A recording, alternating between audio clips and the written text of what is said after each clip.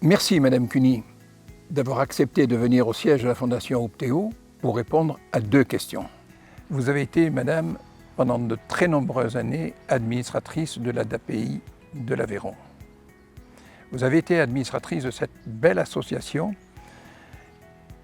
à l'époque présidée par le docteur Raymond Salle, pour lequel nous avons une reconnaissante pensée. Madame Cuny, quel message pourriez-vous donner aux parents d'aujourd'hui?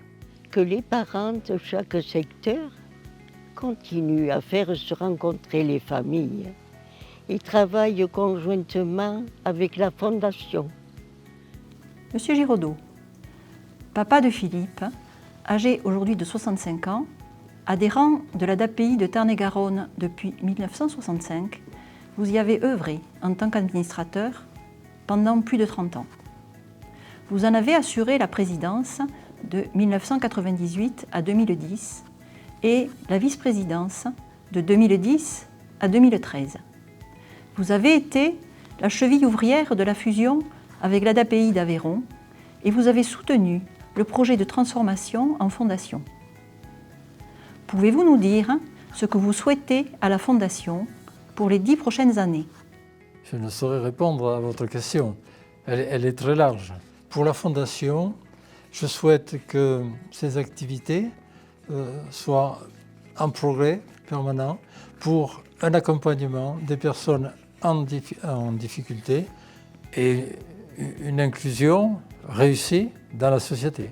L'association ADAPI 1282 doit être très près de la fondation et inversement, et que celle-ci soit la pépinière des nouveaux membres du conseil d'administration. Madame Sarton, vous êtes la maman de Cathy, aujourd'hui âgée de 56 ans.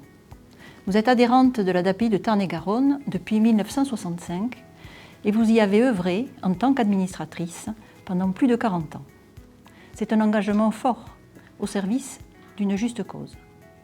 Pouvez-vous nous dire quelle était, dans les années 70, la place accordée à la parole des personnes en situation de handicap? À l'époque, on ne s'occupait pas, on n'écoutait pas les enfants. On avait besoin de répondre à des besoins, aux besoins qu'ils nous posaient, et il fallait qu'on se débrouille pour trouver des solutions. On répondait à l'urgence, quoi. Il n'y avait rien, donc on était obligé de faire avec ce qu'il y avait, et on essayait de trouver des solutions pour que ça s'arrange.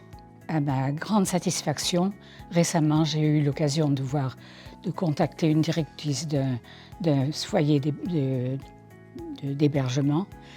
Et cette directrice a communiqué tout de suite avec ma fille. Nous, on n'a rien eu à dire. Elle lui a demandé ce qu'elle voulait, ce qu'elle pensait, ce qu'elle aimait faire. Et ça m'a rassurée, j'étais contente. J'ai dit, c'est la première fois qu'on s'intéresse vraiment à ce que les jeunes ont envie de faire. Madame Reynaud, pendant de très nombreuses années, vous avez tenu un rôle important au sein de l'association la DAPEAI de l'Aveyron. Vous avez décidé à un moment donné de transmettre votre charge, de passer le relais. Qu'est-ce qui vous tenait à cœur de transmettre pour qu'au-delà de vous, votre engagement perdure? Quand j'ai passé le relais, je souhaitais surtout transmettre le flambeau que m'avaient laissé mes prédécesseurs, c'est-à-dire un engagement pour les personnes en situation de handicap mental, leurs familles et leurs accompagnants.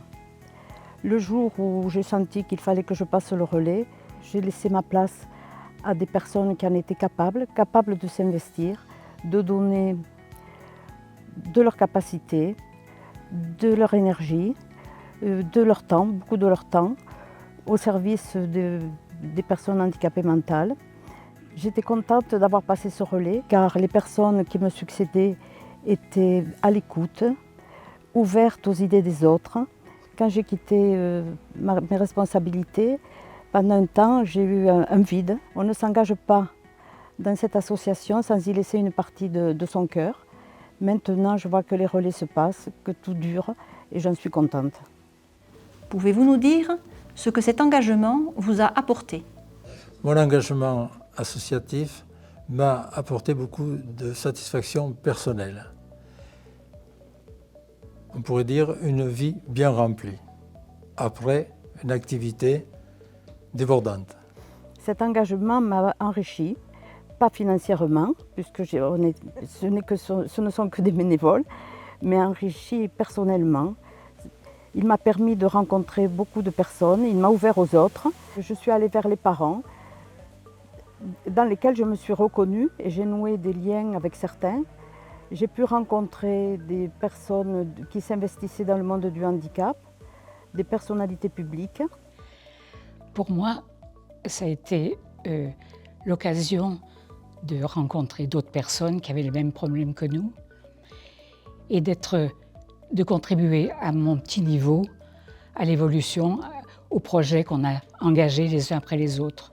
J'ai été très heureuse dans mes responsabilités d'administratrice au sein de l'ADAPI, de secrétaire départementale et de présidente de section de Rodez, d'être à l'initiative de nombreuses actions familiales.